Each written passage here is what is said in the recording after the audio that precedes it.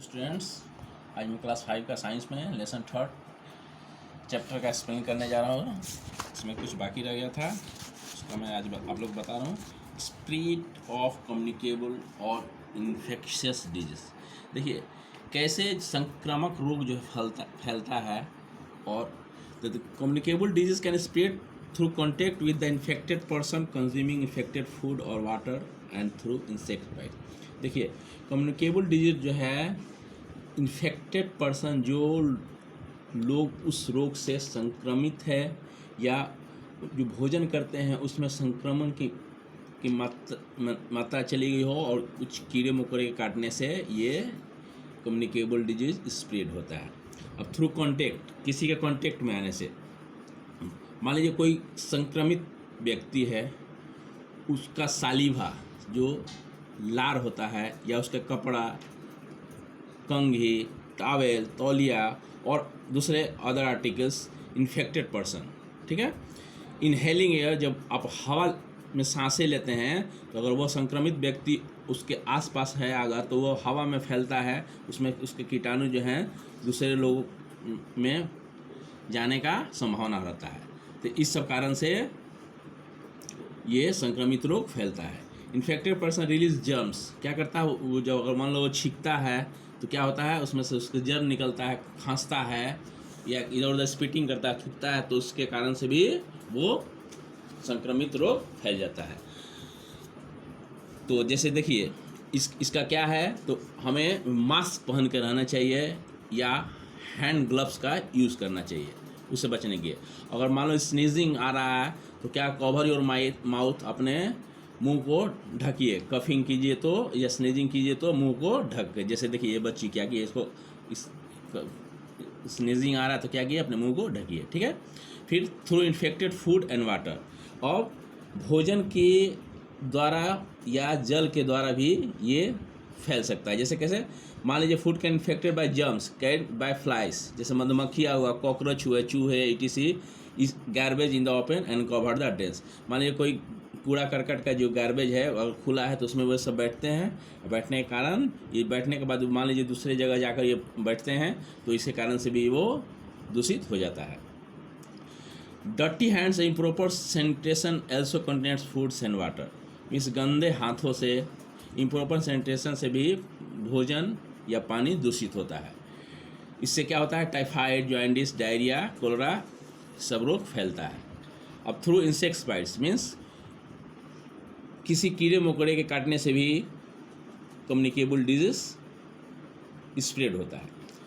मान लीजिए कोई मच्छर है, किसी व्यक्ति, इन्फेक्टेड व्यक्ति को काट दिया, ठीक है, तो उसमें से क्या किया, उसने ब्लड को सक किया, उसका ब्लड सक करने के बाद वो हेल्दी व्यक्ति के ऊपर जाकर बैठ गया और उसको मान लीजिए कि उसको भी काटा, तो इससे क्या हुआ, वो हेल्दी व्यक्ति हो जाकर उस रोग से वो संक्रमित हो गया, ठीक है। तो इस कारण से भी ये सब रोग फैलता है, जैसे मलेरिया हुआ, डेंगू हुआ, प्लेग हुआ, ठीक है। ए फीमेल एनोफिलिस मॉस्किटो जो है जो स्प्रेड मलेरिया, ये मलेरिया फैलाता है। Dengue is also spread by mosquito, ठीक है। फिर through open wounds and cuts, मान लीजिए कोई खुला घाव है, चाहे कहीं कट गया है, तो उसमें क्या होता है, अगर आपको उसमें कोई टेटनस है तो इंटर आवर बॉडी, तो क्या हुआ, वो तो उसके द्वारा आपके शरीर में जाएगा, जो आपका जो घाव खुला है या कटा हुआ, तो उसको क्या करना चाहिए, उस समय क्या करना चाहिए, आपको तुरंत एंटीबायोटिक टेटनस इंजेक्शन का यूज़ कर लेना चाहिए। अब आइए एड्स, तो आपसे कोई पूछ दे what is the full form of AIDS, तो एड्स का फुल फॉर्म होता है एक्वायर्ड इम्यूनोडिफिशियेंसी सिंड्रोम, ठीक है। इसका AIDS stands for acquired immunodeficiency syndrome. इस disease caused by the HIV virus, HIV virus के कारण ये रोग फैलता है।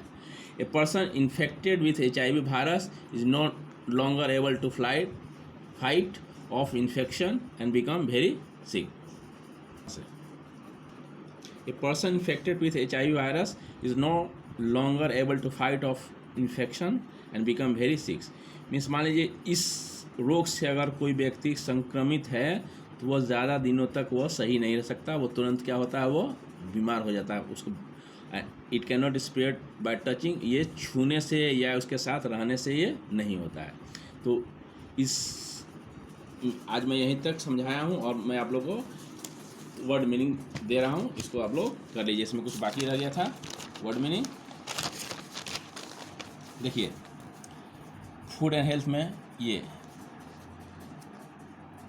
ओबेसिटी अत्यधिक मोटापन, ओबीस बहुत मोटा, प्रोन प्रवृत्ति युक्त, डायबिटीज़ मधुमेह रोग, इन्फेक्शस संक्रामक, इन्फेक्शन संक्रमण, माइक्रोब अति सूक्ष्म जीवाणु, इंजेक्ट सुई लगाना, प्रिवेंटेशन रोकथाम या निवारण, क्योर आरोग्य करना या संरक्षित रखना, एवॉइड अलग अलग या बचाना, हाइजेनिकली स्वास्थ्यकर ढंग से, कंटिमिनेशन दूषित करना,